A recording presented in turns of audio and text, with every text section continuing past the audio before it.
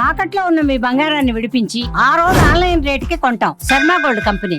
నమస్కారం అండి, సుమన్ టీవీకి స్వాగతం. నేను గీతాంజలి. ఇవాళ మనతో పాటు ఉన్న అతిథి శ్రీ గురు కరుణామయ్య గురువు గారు. వారు శ్రీ విద్యాపీఠం వ్యవస్థాపకులు. అలాగే 45 సంవత్సరాలుగా అమ్మవారి ఉపాసన చేస్తూ ఎంతో మందికి మంత్రోపదేశం చేసిన గురువర్యులు. వారితో మాట్లాడి మనకున్నటువంటి సందేహాలకు సమాధానాలు తెలుసుకుందాం. నమస్కారం గురువుగారు. నమస్కారం. గురుగారు, శివరాత్రి జన్మకో శివరాత్రి అని అంటారు మామూలుగా మాట, కానీ సంవత్సరానికి ప్రతి ఏడు వచ్చే శివరాత్రి ఎంతో వైభవంగా మనం జరుపుకుంటాం. కొన్ని నియమాలు చెప్తారు, అన్ని ఆచరించే విధానం అంతా. ఇప్పుడు విష్ణువు అలంకార ప్రియుడు అంటారు, అలాగే శివయ్యకు అభిషేక ప్రియుడు అంటారు. చెంబుడు నీళ్లు పోస్తే చాలు సంతోషించి వరాలను ఒసంగుతాడు శివయ్య. ఎందుకు అంత ఇష్టం అభిషేకం? ఎందుకు చేయాలి అసలు శివయ్యకు అభిషేకం? దాని ద్వారా మనం ఏం నేర్చుకోవాలి, ఏం తెలుసుకోవాలి? ఈ పండగలు ఎందుకు వస్తున్నాయి? నిజానికి సర్వకాల సర్వావస్థల యందు భగవంతుని నేను ధ్యానం చేస్తూ కూర్చోవాలి. ఈ ధర్మం పెట్టింది ఆవిడే. నేను ఎప్పుడు ఆవిడే అంటూ ఉంటాను, పై ఆవిడ. ఈ ధ్యానం చేయనీయకుండా అట్రాక్షన్స్ పెట్టి మాయలో పడేసేది ఆవిడే. ఈ పెట్టేసి వీడి ఇద్దరి మధ్యలో రెండింటి మధ్య నలుగుతూ ఉంటే వాళ్ళ ఆకృష్య మోహాయ మహామాయా ప్రతితని ఆక్రోషిస్తుంటే నవ్విది ఆవిడ. ఇది ఒక కేళీ విలాసం అంచేత. కానీ వాళ్ళని రక్షించడం కోసం అన్నట్లు కొట్టుకుపోకుండా పండగ పేరుతో ఒక్కొక్క నామంతో ఒక్కొక్క రూపంలో ఒకే శక్తిని ఆరాధించే సిస్టమ్ మనకి డెవలప్ చేసింది. వినాయక చవితి అదే అమ్మవారే వినాయకుడి రూపంలో వచ్చేస్తుంది.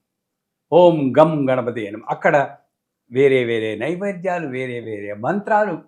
అంటే ఏంటి, నువ్వు అన్నిటికీ అలవాటు పడుతున్నావు, అన్ని రకాల స్పిరిచువల్ ఫీల్డ్లోనూ నువ్వు అడుగు పెడుతున్నావు. అక్కడ ఉంటుంది.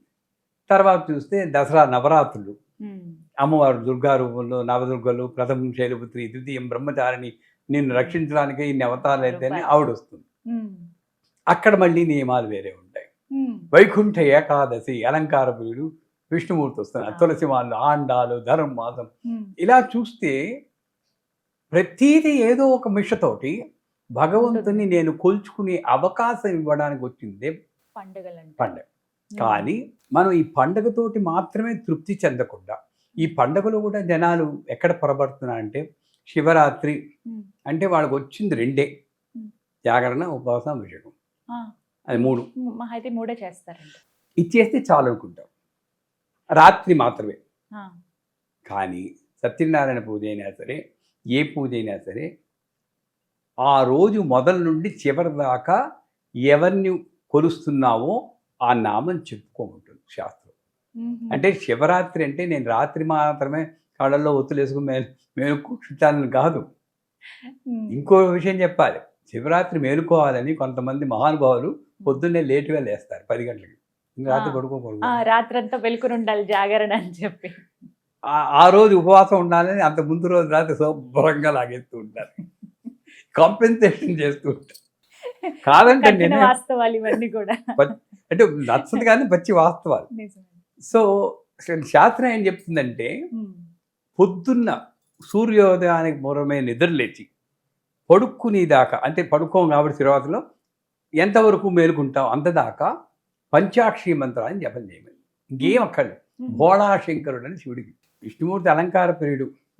అంటే అలంకార ప్రియుడు అంటే ఊళ్ళో ఉన్న పూల మార్కెట్లో ఉన్న పువ్వులన్నీ కొనుక్కుంది నాకు అలంకారం చేయమని కాదు. అక్కడ స్థితికర్త, బ్రహ్మ సృష్టికర్త. జన్మనిచ్చింది ఆయన, పైన పట్టుకెళ్ళిపోయేది ఈయన శివుడు. ఈ మధ్యలో ఎక్కువ రోజులు మనల్ని కాపాడేది ఎవడు? విష్ణుమూర్తి. ఆ విష్ణుమూర్తి అలంకార ప్రియుడు అన్నారు. నేనేం చేస్తున్నాను?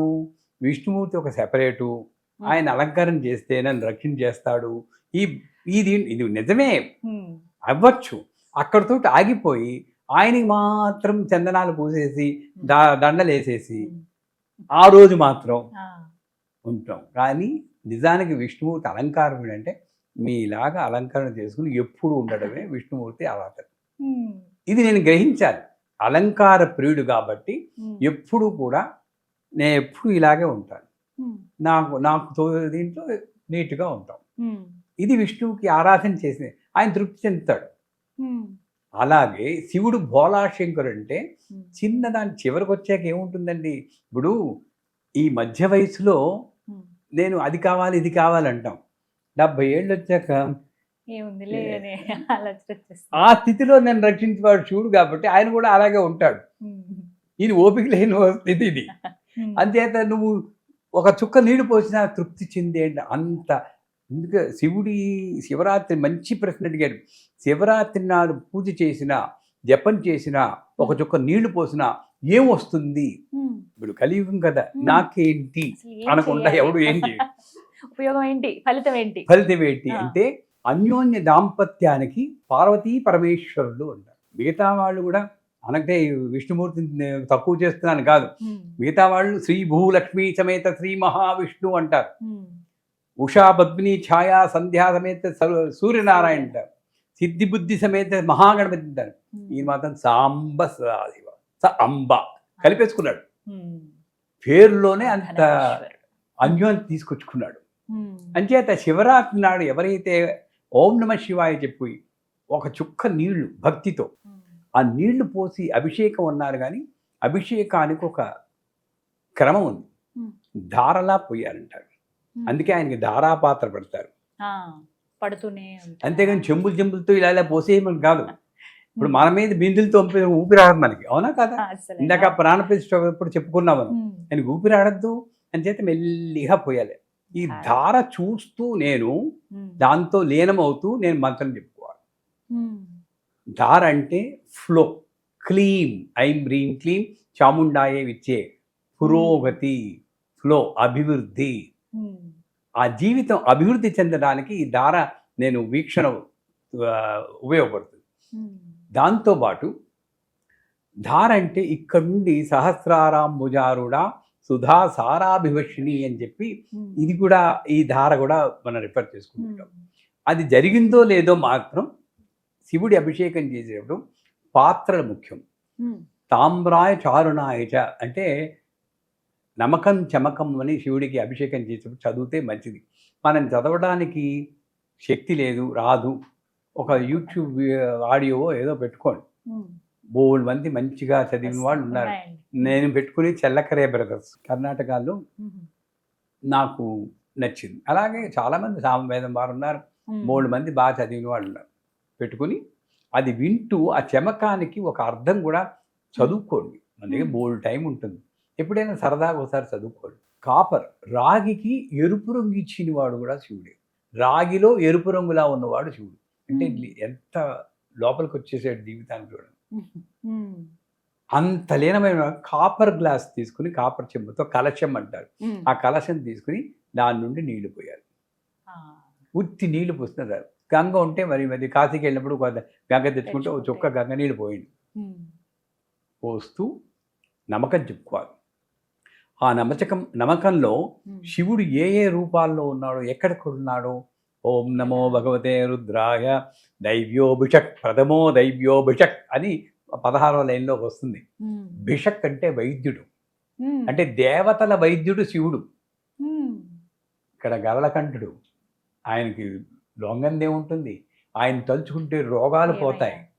దేవతల ఫ్యామిలీ డాక్టర్ ఆయన తలుచుకుంటే అంత పవర్ఫుల్ నమ్మకం. అంటే ఆ భిషక్ అన్న పదం మీద కూడా ఫోకస్ చేస్తూ నమ్మకం చెప్పుకుని చేసి చమకం వస్తుంది. తర్వాత చమకం చెంచమే మయచ్చమే ప్రీంచమే నుకామచ్చమే కామచ్చమే సోమనచ్చమే భద్రంచమే శ్రేయచ్చమే భస్తిచ్చమే యశస్సమే భగచ్చమే ద్రవణంచమే ఎంత చెమే చెమే చెమే చెమే అంటే ఈ అని కరెక్టే. ఇక్కడ స్తోత్రం చేసాం కదా, వెంటనే ఈ అని అడుగుతున్నాం.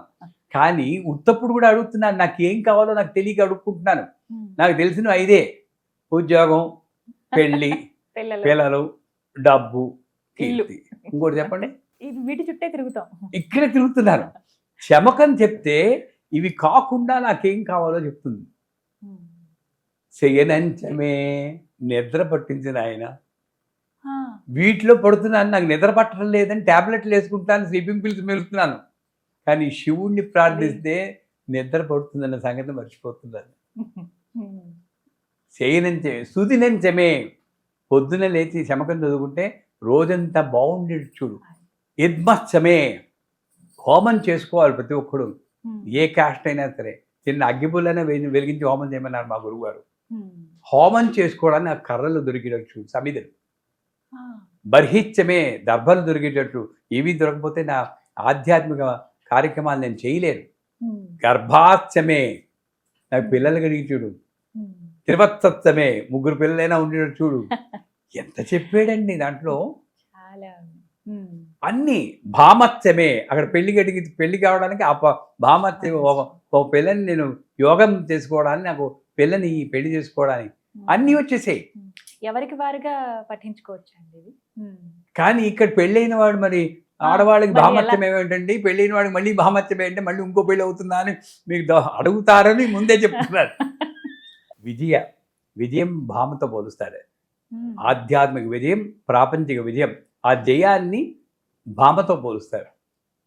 ఆ భామను నాకి, పెళ్ళకపోతే ఈ భామను నాకి, పెళ్ళయ్యాక ఆ భామను నాకి. విజయాన్ని ఆధ్యాత్మికంలో సంసారాన్ని ఎలా నెట్టుకురావాలి, పెళ్ళి కోల పెట్టారు, వచ్చేసింది పెళ్ళి, ఎలా నెట్టుకురావాలి తెలియకపోతే ఎలాగా. ఆ శక్తిని నేను భామత్యమే అంటున్నాను. సో ఇలాగా ఎలా చూసినా సరే అభిషేకంలో ఫోకస్ చేసేయాలి. ఇంకా చెప్పాలి, ఒకసారి మన ఛానల్లోనే చెప్పుకున్నాం ఉంటాం. ఈ శివరాత్రి నాడు పాల ప్యాకెట్లు తీసుకొచ్చి శివాలయంలో ఆ పాల ప్యాకెట్ని పాత్రలో పోయాలన్న జాత కూడా ఉండకుండా అక్కడ కట్ చేయడం, దాన్ని ఇలా పిండేయడం, అక్కడే పడేయడం చేసి వాళ్ళు ఎంతమంది లేరు. ఉపచారం కన్నా అపచారం అమ్మ. ఆ శివుడి యొక్క గృహానికి వచ్చి దాన్ని అపవిత్రం చేస్తున్నాం. అలా ఎప్పుడు చేయకుండా మీరు పాల ప్యాకెట్ కొంటుంటే దాన్ని ఒక పాత్రలో పోసుకొని పాత్రతోటే చేయండి అభిషేకం. అప్పుడు చిన్న చుక్క వేసినా చాలే తృప్తి పడిపోదు. బోళాశంకరుడు అన్నాడు. నెక్స్ట్ శివరాత్రి అన్నప్పుడు ఆది మధ్యాంతరహిత అన్నాడు. శివ విష్ణుమూర్తి ఆది కనుక్కోవడానికి వెళ్ళాడు, అంతం కనుక్కోవడం బ్రహ్మ వెళ్ళాడని కథలు చెప్పుకుంటారు. అది వేరే విషయం. ఇది శివజ్ఞానం అనేది ఆది మధ్యాంతరం. శివజ్ఞాన ప్రదాయిని అంటే శివుడు ఎటువంటి జ్ఞానాన్ని ఇస్తారంటే, మిగతా జ్ఞానాలు ఎన్నైనా చెయ్యండి, ఇంకా అది తెలుసుకోవాలి ఇది తెలుసుకోవాలనిపిస్తుంది. ఏ జ్ఞానం నా దగ్గర ఉంటే ఇంక ఏది తెలుసుకోవాల్సిన అవసరం లేదో ఆ జ్ఞానాన్ని ఇచ్చేవాడు శివుడు. ద్రష్ట అంటే నువ్వు విట్నెస్గా ఉండి జ్ఞానాన్ని ఇచ్చేవాడు. అంతకన్నా ఏం కావాలండి? ప్రతి దాంట్లోనూ దూరుతున్నాం. పొద్దున్న లేచేవంటే ప్రపంచం మీదే పడుతున్నాం. నా గురించి నేను ఆలోచించుకోవట్లేదు. నా గురించి నేను తిరోధానకరీశ్వరి, యూటర్న్ తీసుకుని నా గురించి నేను ఆలోచించి చేసే శక్తి ఆవిడైతే ద్రష్టగా మిగిలే శక్తిని ఇచ్చేవాడు శివుడు. అందుకే సర్వోపాధి వినిముక్త సదాశివ పతివ్రత అని లలితా సహస్రనామం చెప్పారు. అన్ని ఉపాధులు వదులుకోవాలి, వదిలిచ్చేస్తుంది ఆవిడ. పూజలు, వ్రతాలు, హోమాలు ఇవన్నీ ఏదో చెయ్యాలి. ఇది చేస్తే ఏదో వస్తుంది అన్న భావనతో కానీ, ఇది చెయ్యాలి అన్న భావనతో కానీ చేయకూడదు. క్యాజువల్గా ఒక ఊపిరి పీల్చినంత ఈజీగా చేసుకుంటూ ఉంటే అప్పుడు అతను శివుడు అవుతాడు. సదాశివ ఎప్పుడు శివుడి కింద ఉంటాడు, అంటే చూస్తూ ఉంటాడు. అటువంటి శివుడికి పతివ్రత ఈవిడ. ఎంత బాగా చెప్తున్నాడు కూడా. అంచేత అటువంటి జ్ఞానాన్ని ఈ లింగోద్భవ కాలంలో ఇస్తాడు. అంచేత ఎవరైనా శివరాత్రి జాగరణ చేయాలంటే తెగ ఇబ్బంది ఎవడిపోయి రాత్రి వాళ్ళు మేలుకుని కూర్చోమని ఎవరు చెప్పట్లేదు. ఓపిక ఉండదు. ఇప్పుడు పెద్దవాడిని నేను, నిద్ర వచ్చేస్తుంది ఒకప్పుడు. నేనేం చేస్తాం, లింగోద్భవ కాలం 12 వరకు ఎలాగా ఏకాదశి రుద్రాభిషేకం చేసుకుంటాం, 2, 3 అవుతుంది. ఆ 12 గంటల వేళ నాకు ఈ హైదరాబాద్లో చాలా ఏళ్ల క్రితం శర్మగారని ఉండేవారు, లేరు ఇప్పుడు. ఆయన ఒకసారి చెప్పారు, సుబ్బారావు గారు ఇక్కడ ఆకాశంలోకి చూడండి ఒకసారి 12 గంటలు అన్నాను. ఆయన దగ్గర నుంచి చూపించారు. ఈశాన్య భాగంలో నక్షత్రాలని ఓంకారంలోకి కనబడతాయి ఒకేసారి. అది ఫ్యూ సెకండ్ 3 సెకండ్స్ ఎంతో మళ్ళీ వెళ్ళిపోయాడు. తర్వాత ఎన్నో ఏళ్ళు నేను ట్రై చేశాను, అప్పుడు వచ్చుంటాయి, కానీ నేను ఇలా తిప్పేటప్పుడు వెళ్ళిపోతుంది, ఎక్కడుందో నాకు తెలియదు. అంత గొప్ప స్థితి. అంచేత ఆ రోజు వరకు, ఆ రోజు కనీసం 12 గంటల దాకా మేలుకొని, ఎలా మేలుకోవాలి? ఒక టికెట్కి 3 సినిమాలు, పేకాట్లు, టీ తాగడాలు, కళ్ళు నూరుకోవడాలు, చాలా వరకు అలా వద్దు. నన్ను అడిగితే ఓ 10 రోజుల ముందు ప్రాక్టీస్ చేయండి. 15వ తారీఖు కదా, పోనీ ఈ రోజునే ప్రాక్టీస్ చేయండి. ఏమని, రోజు 9 గంటలకు పడుకుంటే ఈ రోజు నుండి 9:30, 10కి పడుకోవడానికి చూడండి, కొంచెం ప్రయత్నించండి. అలా 11, 11, 11, 11:30, 11:30, 12 మీరు సాధించగలరు కొంచెం కొంచెం ప్రార్థిస్తే. శివరాత్రి ఒక్కసారి చేయాలంటే మనకు కష్టం. అప్పుడు 12 గంటల వరకు వస్తే సరిపోతుంది. అంతేగాని బలవంతంగా మనం జాగరణ చేయాల్సిన అవసరం లేదు. ఒకవేళ జాగరణ చేస్తే మరీ మంచిది, చాలా మంచిది. ఎందుకంటే ఈ జాగరణ నాలో ఒక జాగరూకతని మేలుకొల్పాలి. అంటే నేను కళ్ళు తెరుచుకుని ఉన్నానేమో కానీ కళ్ళు మూసుకున్నట్లే లెక్క అంటుంది శాస్త్రం. నాకు ఏం కావాలో నాకు తెలియదు, ఎందుకు పుట్టానో తెలియదు, ఏం చేస్తే నాకు కావాల్సింది వస్తుందో తెలియదు. అటువంటి దాని నుండి మేలుకొనడమే జాగరణ అంటాడు. భగవంతుని ఎప్పుడూ దగ్గర ఉండడమే ఉపవాసం అంటారు. ఈ రెండింటిని అలవాటు చేసేది. ఇంత వాల్యూ ఉన్న శివరాత్రిని అభిషేకంతో చేసుకున్న తర్వాత బిల్వ పత్రాలతో పూజ చేయమన్నారు. 3.